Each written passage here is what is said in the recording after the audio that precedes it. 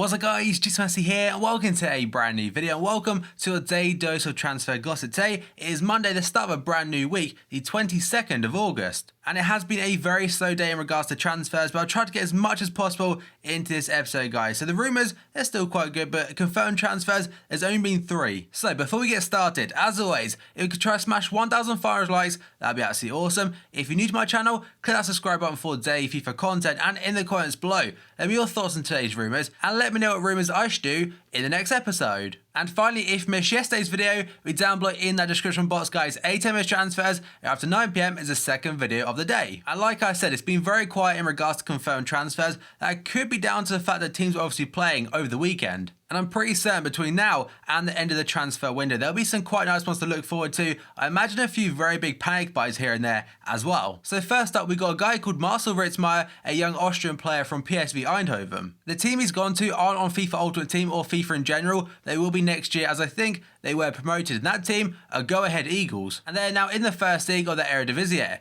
Now we move on to Daryl Lachman going to Willem II from Sheffield Wednesday on a loan deal. He was a bit of a beast a couple of FIFAs ago, but his card now doesn't look too fantastic. I'm pretty certain has changed nationality as well, assuming it is the same guy. Now we move on to the following one, Joel Campbell of Arsenal going out on loan to Sporting in Portugal. When I was looking for information regarding this transfer, he was heavily linked to Sporting last summer as well, but now it's gone through. I personally don't really understand it. I said in yesterday's video why, and that is because Arsenal, they've got quite a lot of injuries here and there. Obviously not too much in the attacking department, but on the bench, this guy's a really good option. And like I mentioned yesterday, what does Theo Walcott offer that Joel Campbell doesn't? So I think Joel Campbell, he probably should have stayed at Arsenal, but now we'll get a lot of first team football out on loan. Now we're going to potential deals, and first up, Lamine Kone. Sunderland manager David Moyes has said he's asked centre-back Lamine Kone to stay away from the training ground. The Ivory Coast international was subject of an £18 million bid from Everton earlier this month. This whole transfer scenario with Lamine Kone is very much like a roller coaster because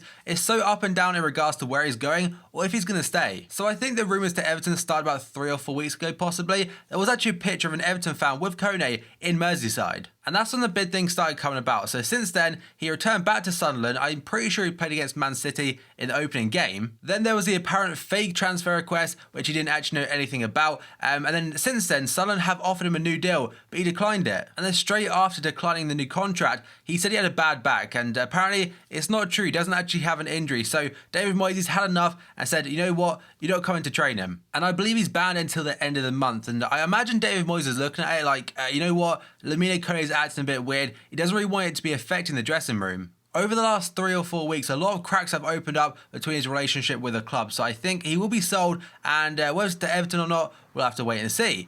Now we go on to Emmanuel Adebayor and the next guy, Flamini, linked to a team in Turkey. So, former Arsenal teammates Adebayor and Flamini are set to join Turkish Super League side Kayseri Rizespor. The manager of the club did say, "We reached an agreement in principle with both players. They will come to Rizespor within a few days and the last step of negotiations are going to be done. This is down to everyone devotedly working to finish the deals. So I have to thank the board of directors and our president." So they will be linking up again after a fair amount of years. Now we move on to Mario Balotelli linked to Bologna. Serie A side Bologna are interested in bringing Liverpool outcast Mario Balotelli to the club, according to the manager Roberto Donadoni. Of course I'll be okay with Balotelli joining the club, that's what he told the media recently. What is discussed behind closed doors and what is said publicly must remain behind closed doors. All I say is that such a move is still far-fetched, but I don't hide the fact that big names are coveted by everyone and Mario is one of those players. I'm not sure what's actually stopping him moving away from Liverpool. I have read a few times this actually his wage demands. He's asking for far too much for a player that's not as good as he used to be. He's going to have to drop down first and then kind of rebuild himself again because, like I said before, Balotelli, he has so much potential about him. I think he's like 26 years old, so he's definitely not finished as of yet, but he needs to put in the work. And now we got onto a goalkeeper linked to Tottenham. Tottenham have made a number of offers for Espanyol goalkeeper Pau Lopez, the Catalan club have told Sky Sports. But they have disclosed they did not accept any of them. Pau Lopez was on the bench for Espanyol as they were thrashed on the opening day by Sevilla 6-4. And that game was absolutely mad, by the way. There's so many goals in the first day of the La Liga. I think Barca won 6-2, Sevilla won 6-4. Crazy. And Tottenham do want to get this guy in because right now Hugo Lloris is actually injured for about another 2 or 3 weeks with a hamstring problem.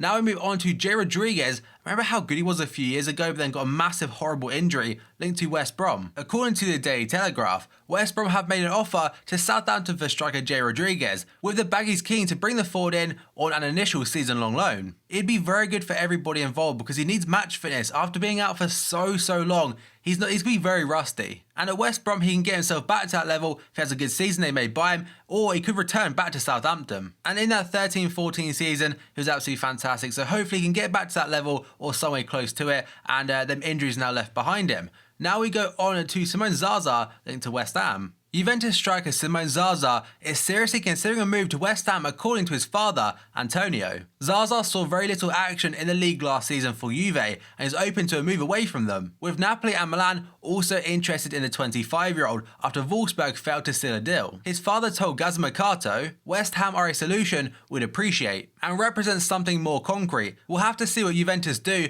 and expect news soon. We are taking London into consideration as his next destination. He still has 4 years left in his current contract and would happily remain in Turin to give his contribution. And we'll have to wait and see whether this is anything like the backer deal from AC Milan. Now we move on to George Kevin Nkoudou and the next guy, and it's more of an update. Yesterday, Tottenham did reach a renewed agreement with Marseille over the transfer of Nkoudou. Nkoudou has already passed his medical and agreed personal terms on a 5-year deal, although there is still some way to go to get it over the line. And apparently that work to get it over the line is the guy next to him, which is Ng. So Ng obviously currently plays for Spurs, but he's going out on loan to Marseille, and that's the thing that's kind of holding up a little bit. Tottenham remain hopeful of completing the deals before Saturday's game against Liverpool. Apparently the fee for Nkoudou is £11 million, and Ng is a loan deal with a compulsory option to buy. Now we go on to Javi Manquillo, formerly of Liverpool and Marseille, and I think still owned by Atletico Madrid, linked to 2 Premier League clubs. And those 2 clubs are Watford and Sunderland, according to Sky sources. It's understood the Hornets are after a right wing back, and the former Liverpool defender is a key target as the end of the transfer window approaches. But Sunderland boss David Moyes is also in need of a right back, and he is keen on the 22-year-old former Spain under-21 international. And to be honest, he wasn't really given much of a chance at us, and I think at first it was a 2-year loan deal, but he cut that one short. Now we move on to Leandro Paredes, linked to Liverpool. Liverpool are interested in signing Roma midfielder Leandro Paredes, according to Sky sources. Roma's coach Luciano Spalletti wants to keep the 22-year-old Argentine, who has attracted plenty of attention thanks to some impressive performances on loan last season at Empoli. I think they initially brought him in as an attacking player, and then last season for Empoli played a deeper role in centre mid and sometimes CDM. All I've seen are videos of this guy, so I can't give too much of an evaluation of him, but I know a lot of Italian journalists rave about him a lot. So hopefully, if he's a deep-lying playmaker that can definitely play CDM, that is definitely what we're missing. So hopefully, we can get that one across the line. Now we move on to Diego Alves, linked to Barca, but could be remaining at Valencia. Valencia goalkeeper Diego Alves may remain at the Mestalla despite attracting interest from Barcelona and multiple other Spanish clubs, according to Marca. He appeared to be set for a move to the Camp Nou due to the impending departure of Claudio Bravo, but the Catalonian Giants appear to have diverted their attention from him to Ajax goalkeeper Jasper Cillessen. And now according to the Daily Telegraph, Everton have made a bid for Man City goalkeeper Joe Hart, with the Toffees offering the England international a permanent deal or a loan move. And Sky has said he will leave Man City, but only when Claudio Bravo is officially confirmed, or effectively through the front door. That's likely to be the back end of next week. And they also say that Everton are the front runners for him, so if they get him, that is a big coup. Now we go on to Yassin Brahimi, another player linked to Everton. And Sky sources are saying again there is strong interest in the Porto midfielder Brahimi from Everton. The talks between the clubs have progressed well, but convincing the player to move is proving to be more problematic. Brahimi's preference is to move to England to a club playing in the Champions League. The Algerian has already rejected a big money offer from China, and Porto left him out of their Champions League squad in midweek. And now according to AS, Atletico Madrid remain interested in Portuguese midfielder Bernardo Silva. The Spanish capital club have been big admirers of the 22-year-old for quite some time, and they're now considering to bring him to the Vicente Calderon before the close of the summer transfer window. Currently, he plays for AS Monaco, so I'm not too sure what the fee would be or anything like that, but it would be quite a good move for them. I'm not too sure what the fee would be, but Atletico have already bought a Monaco player in the last couple of years in Carrasco. And now we move on to Caner Erkin. Apparently, he could leave Inter Milan despite only arriving at the club in June. That is according to the Daily Mail. The Turkish international moved to Italy from Fenerbahce on a free transfer, but now he could move on again due to the arrival of new boss Frank de Boer, who replaced Roberto Mancini less than a fortnight ago. And next up, according to Sciarra Gazzetta, the Essen Inter are now in talks talks with Newcastle for midfielder Sissoko. Regarding a move to the San Siro, the fee is yet to be agreed with the Magpies, so they want £35 million, but apparently they're ready to offer €35 million, which, to be fair, in this market I think is around £30 million, and if I'm correct as well, Inter actually lost their first game of the season yesterday. When I saw it pop up on Twitter, at one point it was 2-0, unless they got a late comeback, I think that was the score, but Sissoko could be leaving Newcastle finally. Now we move on to Koulibaly, linked to Chelsea again. Napoli defender Koulibaly remains of interest of Chelsea according to Sky sources. The Italian club are reluctant sellers, though the coach Maurizio Sarri has implied the player is staying. Interestingly, Koulibaly has still yet to reach an agreement over a new contract with Napoli, so this will probably last until deadline day if it does happen. Now we move on to Mandžukić, another player linked to Chelsea. Chelsea have moved their sights to Juventus striker Mandžukić, and the reason they're now after him is because Lukaku is staying at Everton. The Croatia international has only been with Juve for one season, following a surprise £16 million move from Atletico Madrid, and would cost around £25 million, a third of the fee discussed for Lukaku. And now another update regarding Mustafi for Arsenal fans. According to the Daily Mirror, Valencia have told Arsenal they must pay £50 million to sign centre-back Mustafi as the Gunners' hunt for a defender goes on. And Arsene Wenger has admitted he hopes Arsenal's signing of Mustafi will be done before the transfer deadline. And speaking to a French TV station called SFR Sport, he said, "Mustafi, we hope it'll be done. He's one of a number of players we are currently looking at, and negotiations are ongoing. And I imagine they will get this one done."